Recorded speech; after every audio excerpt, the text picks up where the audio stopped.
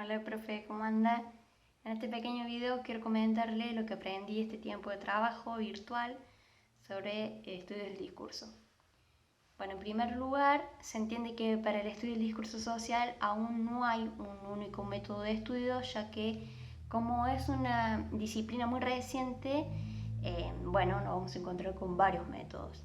Cuando se habla del discurso podemos decir que se habla de lo global, es decir, de lo que abarca la totalidad, y esto podemos verlo en los discursos políticos, científicos o históricos. Nosotros podemos analizar la realidad, no solamente desde un texto en sí, sino también de diálogos o lo que nos muestran los medios de comunicación. Entonces podemos decir que el estudio del discurso nos lleva a pensar en la producción social del sentido y el sentido como algo que se produce en sociedad. O sea, el sentido es algo que producimos porque el significado no lo da el autor, sino que se va construyendo socialmente, pero a su vez debe estar atravesado por reglas sociales. El discurso tiene que ver con todo lo que se produce en una sociedad, todo lo que se interpreta, todo lo que se significa, y ese significado depende de un montón de cosas, no solamente lo lingüístico o del sistema de la lengua, sino también depende de sistemas sociales. Bueno, otro de los temas vistos tiene que ver con el discurso hegemónico. Bueno, acá nos encontramos con Angenot, que para él la hegemonía tiene que ver con los discursos dominantes, pero ese discurso no es un discurso dominante en el sentido de que es impuesto desde afuera, sino que nosotros formamos parte de ese discurso porque nosotros lo aceptamos y lo consideramos parte de nuestra cultura, parte de nuestra vida o de nuestra ideología. Y bueno, estos discursos hegemónicos pueden ser interpretados desde varios puntos de vista. Los discursos también tienen sus componentes.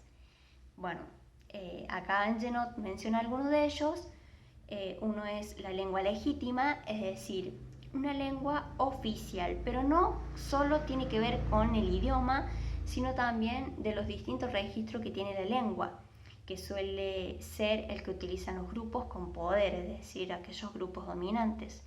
Después también menciona tópica y gnosiología, que la tópica tiene que ver con el conjunto de los lugares, pero no lugares físicos, sino lugares comunes del discurso, a lo que todo el mundo da como verdadero y obvio.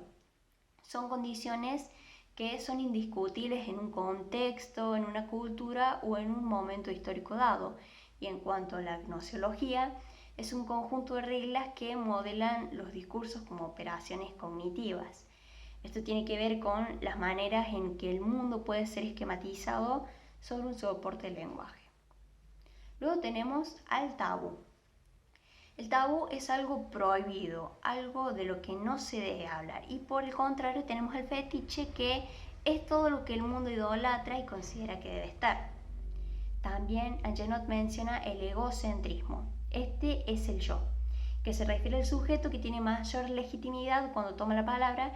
Y por otro lado, el egocentrismo, es decir, el nosotros, como un grupo social al que pertenecemos, una cuestión de raza, la pertenencia a un grupo que se constituyó por oposición a otro, digamos. Y por último tenemos patos, que tiene que ver con los estados de ánimos, algo que todos los que pertenecemos a una época sentimos, por ejemplo ahora el coronavirus. Y luego tiene que ver con la razón, que nosotros estamos dominados por determinados esquemas mentales. Entonces podemos decir que el estudio hegemónico no es algo estable, sino que es algo que está en constante debate, es algo que se va dando y que está en un constante proceso de cambio. Bueno, después estuvimos viendo el material de Verón, donde habla de la teoría de los discursos sociales, que deriva dentro de la semiótica. Primero me parece interesante mencionar que la teoría de los discursos sociales tiene influencia de la lingüística. Esto tiene que ver con la noción de signo de Saussure, esta idea de signo y de lengua como sistemas de signos.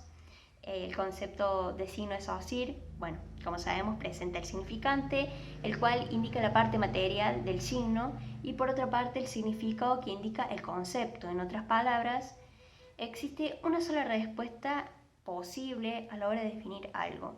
Y es por esto que Verón tiene algunos problemas para poder pensar la noción de discurso, debido a que esta noción surge de la idea de lo que Saussure llama el habla, y no del lado del sistema de la lengua que no brinda herramientas para pensar la producción social del sentido. Entonces, la teoría de los discursos sociales es un conjunto de hipótesis sobre los modos de funcionamiento de la sémesis social, debido que ésta manifiesta la producción social del sentido. Acá podemos encontrar dos hipótesis centrales de Verón.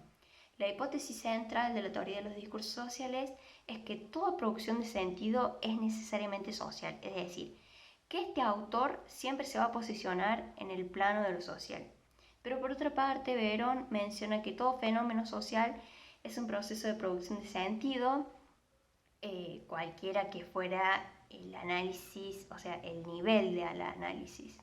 En otras palabras, todo sentido se produce socialmente y se construye en base a un sentido, una idea o valores sociales.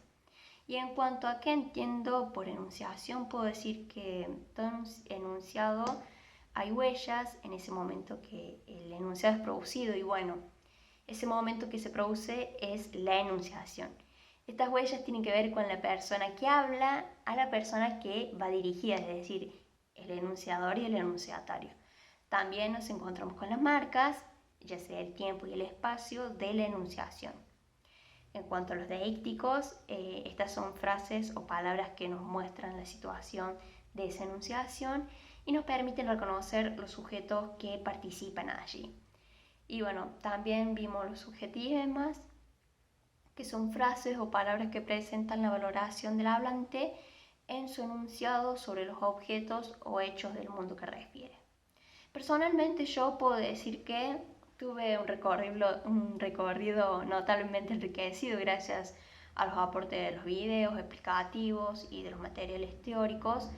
En cuanto a los textos propuestos en esta etapa, reconozco que al principio me pareció dificultoso comprenderlos, pero bueno, gracias al tiempo disponible de esto de no tener que viajar, me permitió hacer una lectura más crítica y más profunda, poniendo en relación con los videos explicativos, ya que me parecieron ideales para, bueno, para comprender mejor los textos.